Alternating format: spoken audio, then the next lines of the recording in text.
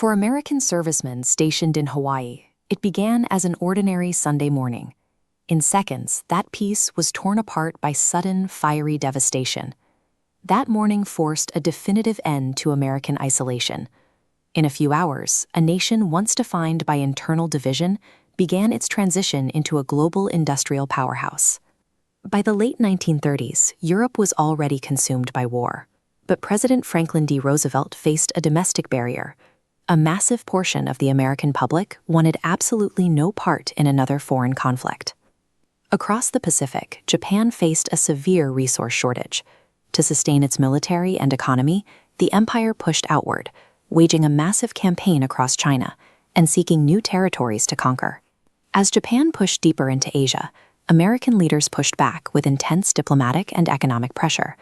The comfortable illusion that the United States could remain completely neutral quickly began to collapse. In 1941, Washington made a critical decision to halt this expansion. The United States froze Japanese assets and cut off vital oil exports. Japan depended heavily on imported oil to survive.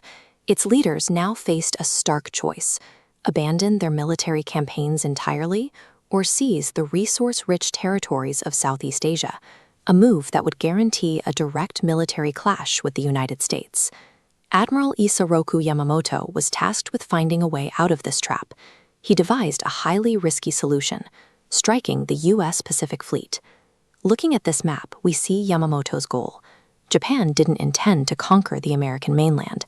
They only needed a vast territorial perimeter in Asia. A sudden strike would paralyze the American fleet, just long enough to secure those borders.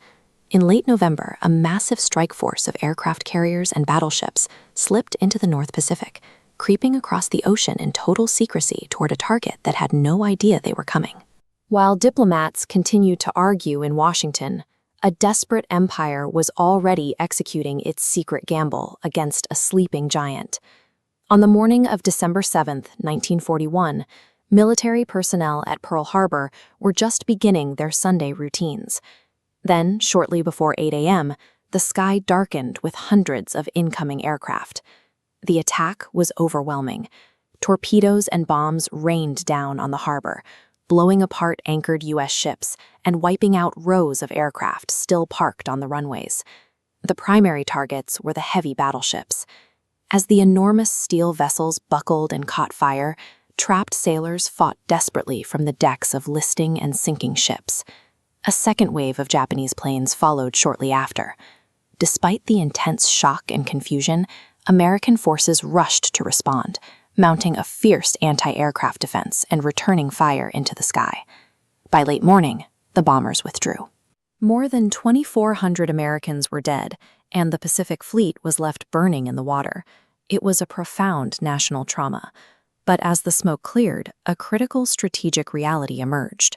The outcome of the war was ultimately decided by what the Japanese forces failed to destroy. By sheer luck, the most vital vessels for projecting power across the ocean, the American aircraft carriers, were not in port when the bombs fell. Furthermore, the Japanese bombers ignored the unglamorous essentials of naval warfare. The massive fuel storage tanks, the dry docks, and submarine facilities were completely bypassed. Comparing these losses reveals a strategic flaw. Tactical damage to U.S. battleships was devastating, but aircraft carrier and infrastructure survival remained at 100%. With these intact, Pearl Harbor immediately became a forward operating base for the counteroffensive. Japan executed a stunning tactical ambush, but they failed to deliver the strategic knockout punch required to win the war. News of the devastation struck the American mainland like lightning. The very next day, President Roosevelt declared December 7th a date that would live in infamy, and a unified Congress immediately voted for war. The fierce national debate over isolationism vanished. Millions of angry Americans abandoned their previous reservations and flooded recruiting stations to join the armed forces. Days later, Germany and Italy honored their pact with Japan by declaring war on the United States, instantly pulling America into a massive, multi-front global conflict. To fight it, the American economy reorganized completely. Civilian factories transitioned overnight, pumping out aircraft, ships, tanks, and weapons at an extraordinary scale to become the arsenal of democracy. That industrial and military surge paid off rapidly. By June 1942, at the Battle of Midway, a rebuilt U.S. Navy ambushed the Japanese fleet, sinking 4 of their vital aircraft carriers. The assault, meant to cripple the American Pacific presence, triggered a total industrial mobilization, fueling a war machine that would eventually overwhelm the Axis powers. Years of economic sanctions and failed diplomacy had pushed Japan toward a desperate military gamble, one that ultimately forced the United States out of its isolation. Pearl Harbor permanently stripped away America's era of neutrality, cementing its ongoing position as a deeply involved global military power. Today, the violence of 1941 has been replaced by quiet reverence.